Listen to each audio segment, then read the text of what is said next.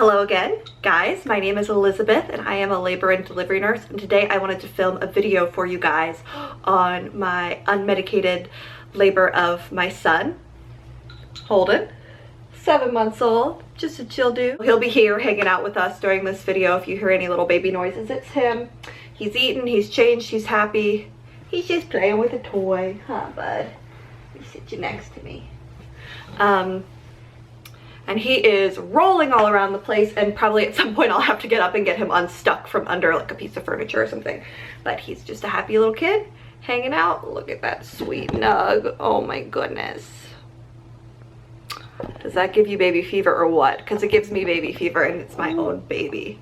But anyway, so now to our regularly scheduled program. I wanted to go ahead. I have a video on my first birth, a birth story on my first birth, which was a augmented birth. My water broke and I did not go into labor, so I went in and had Pitocin to augment my labor, and I had an epidural with that birth. And with this birth I went into labor spontaneously and did not have an epidural. So I wanted to share this birth story, and then my next video is going to be tips for having an unmedicated delivery, and then also like comparing and contrasting epidural versus not epidural, decisions involved in getting an epidural, why you might want one, why you might not want one, and things of that nature. But I figured I first want to kind of share, so I have background obviously as a labor nurse, but then also as a mother who has delivered a baby without an epidural. The main motivation for not having an epidural with my second birth is that I wanted to experience what it was like to have a baby without an epidural. I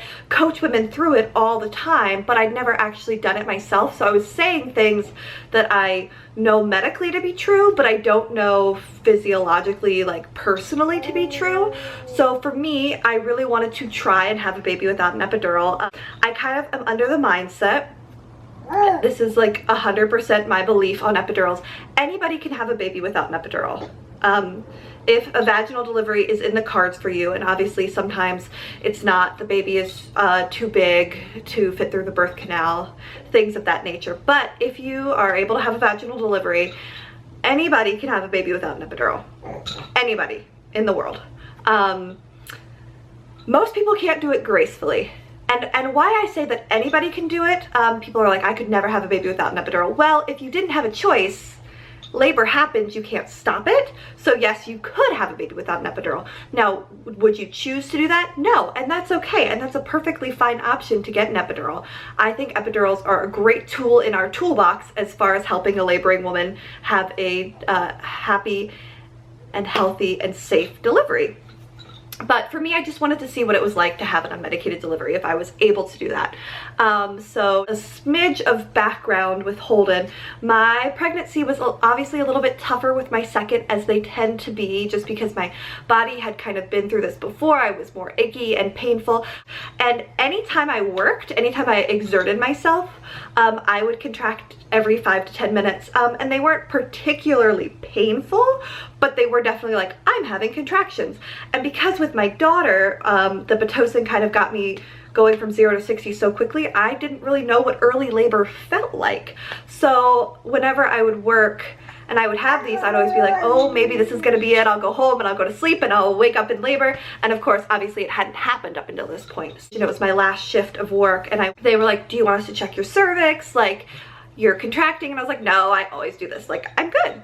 But looking back, that was my very early labor, had started the day before I went into labor. So this was about 5 to 6 p.m. on the 8th of November, because I had him on the 9th of November. He's so cute. Anyway, so I went home and I'm still contracting, and as I'm going to bed, I'm like, oh, maybe I'm gonna wake up in full-blown labor. Well, I wake up the next morning, not in full-blown labor. I have slept through the night for the most part, you know, with the regular pregnancy tossing and turning. And that morning I'm still contracting, and they're a little bit more uncomfortable. I would say maybe like a 1 or a 2 on the 0 to 10 pain scale. And so I was like, let's see what sorts of things I can do to help get this ball rolling. So I always tell people things to get the ball rolling: sex, nipple stimulation, walking. So did some of those other things, and then my husband went to work, and I said, you know what, I could be in early labor, I'm not really sure.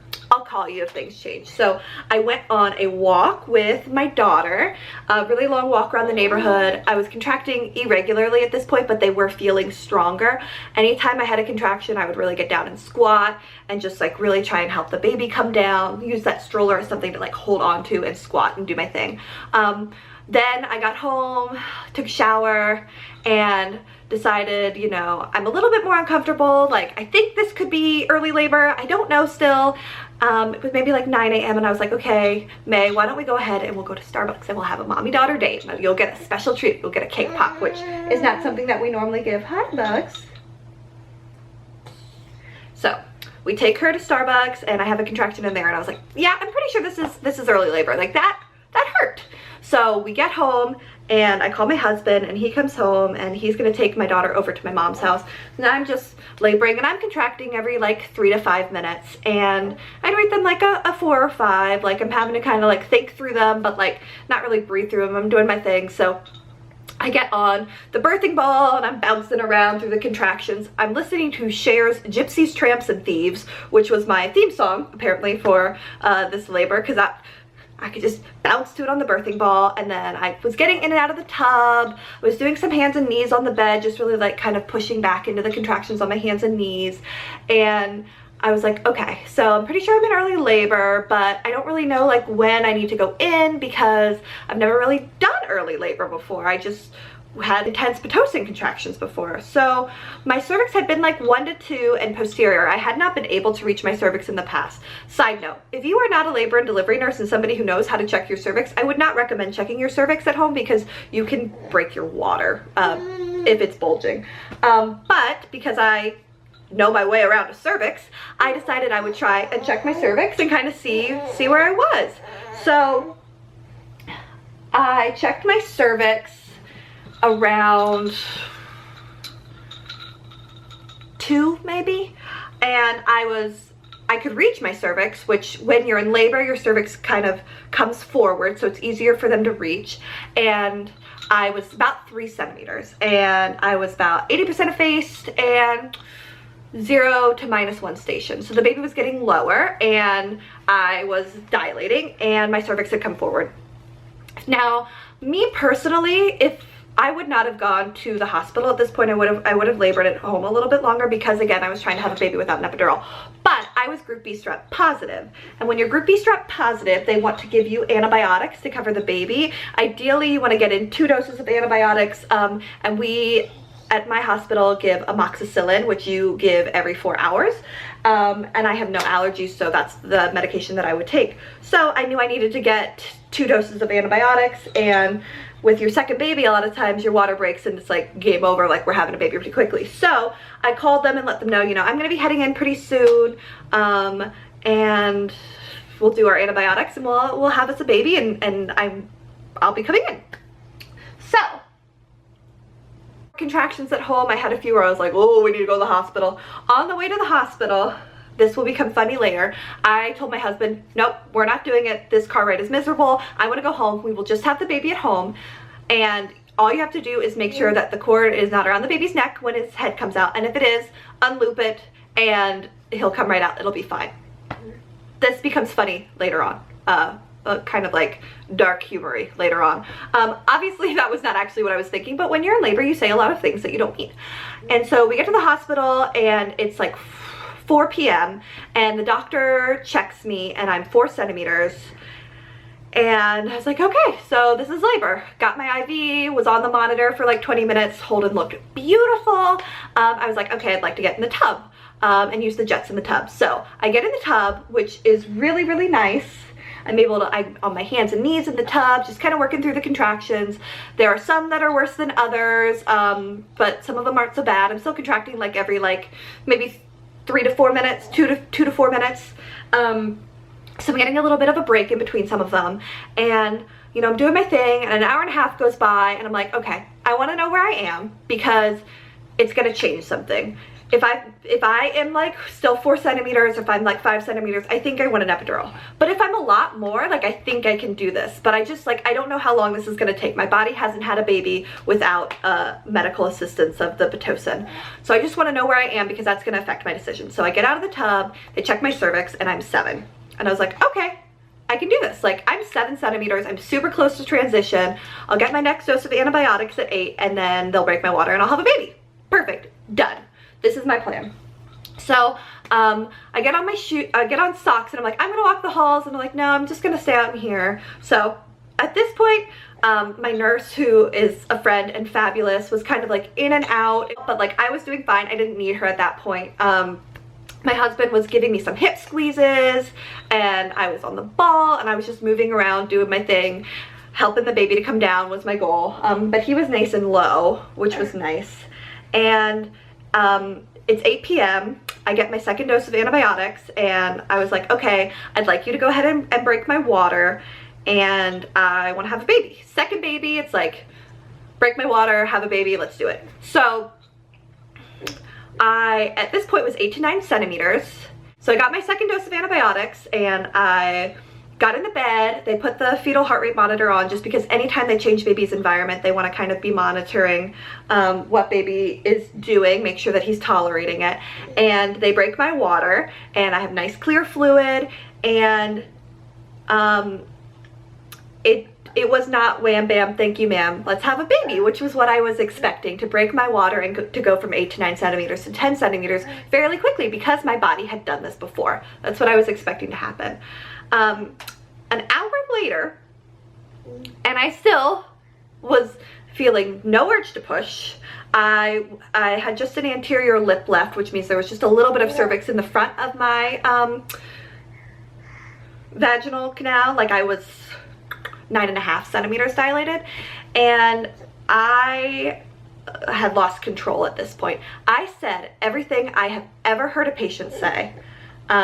It's like I had saved all of these little morsels in my head to regurgitate at this point. So I said, I'm not doing this, I'm leaving, I want an epidural, help me.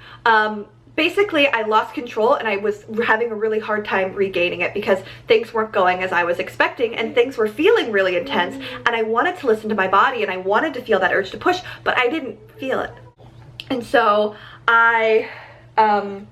we called the doctor in, and I kind of kept saying that I felt the urge to push, but I didn't really. And I was on hands and knees and still on the monitor at this point, because Holden was having decelerations in his heart rate. They were variable decelerations, so often associated with cord compression. They're very fast down and up, often with the contraction.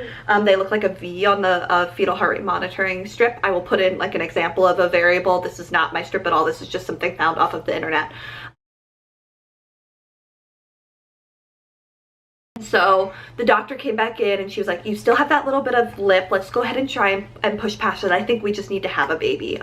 He's having some dips in his heart rate. I think he just is ready to be born. So I flipped over and got onto my back, and I pushed once, and I pushed right past the lip, and then I pushed again. I said, oh my god, I'm pooping, I'm so sorry. Everybody said, no, you're not pooping. I pushed a third time. I did poop everywhere. No comments from anybody in the room. And then he was crowning, and I felt that ring of fire. But honestly, the pushing felt so much better for me than the laboring part, that transition part where I was waiting for something to happen and it wasn't happening. So he's crowning. I give another little push, and the doctor feels to feel if his cord is around his neck, and it is, and it's incredibly tight. And I hear the doctor say, okay, let's go ahead and call the pediatrician, and I need some more hands in here. And another nurse said, do you want me to put her head back, which is what we would do if there was a shoulder dystocia, to help widen the pelvic outlet. And my doctor said, no, she needs to have the baby right now. So she actually reaches inside of me, gets the cord, clamps it, and cuts it, because it's so tight around his neck that they can't slip it off, and they can't deliver him through it, which is the two things that they would normally do. Remember when I told my husband that we would be fine to deliver at home, that he just needed to slip the cord from around the baby's neck? This would have been no bueno. Unassisted home birth, this would have turned out really, really poorly. But yeah, I gave one more good push, because they said, you need to have the baby now, and he came flying out. He got put up on my chest, they stimulated him, he gave a little cry, and then they did, because the cord was already cut, take him over to the warmer to just evaluate him further, because of that difficult transition into life. But he still had good APGARs. They were 8 and 9, and 10 is the highest you can get, and only doctors' kids get 10s because that means that they're pink all over. But he was a little bit stunned. My husband was a little bit stunned. I think he thought Holden was dead. I was a little bit stunned because I was like, oh my God, what just happened? And I was shaking and just like, oh, it was not a fun birth experience. It was honestly a little bit traumatic. Everybody there was so great, but it's really hard when you hear your son's heart rate going down and then you hear the doctor say those things and you know exactly what those things mean. It was scary. But fortunately he is fine, like totally fine, doing his thing, just a happy, healthy little guy. I had a 1st-degree tear and that was stitched up. They numbed me up with lidocaine. Yeah, so if you don't have an epidural, they'll numb your bottom with lidocaine. It feels like a nice little bee sting in your vaginal area. And I don't know about you, I've never personally been stung by a bee in my vagina. I wouldn't recommend it based on the lidocaine feeling, but yeah, stitched me up and I was up walking and doing my thing and I was able to pee no problem this time, whereas with May I had to get catheterized the next day because I wasn't emptying my bladder when I peed. And then we got this little peanut here. So Holden was born. Actually, I have to go double check this. This is a second baby thing. Went and got his crib card. This is bad. At 8:50 p.m. He was 8 pounds 4 ounces, 21 inches long. And yeah, that was my unmedicated delivery. There definitely were pros and cons, which I will go over in another video. And it was an adventure. Would I do it again? I don't know, to be honest with you. I think an epidural is a great tool, and there are things I loved about my medicated delivery and there are things I loved about my unmedicated delivery. If you asked me right after I had him if I would do it again, I would say absolutely not. 10 out of 10 would not recommend it. But now looking back, like, it really was a cool experience. Holden loved being born, apparently. Didn't you, bud? That is my labor and delivery story of this little bean. Thank you guys so much for watching. Go ahead and subscribe if you haven't already. I post videos as a labor nurse on labor and delivery stuff, pregnancy, breastfeeding, exclusive pumping, which is what I do for this peanut. That's a whole nother story. Thanks so much for watching. Bye guys.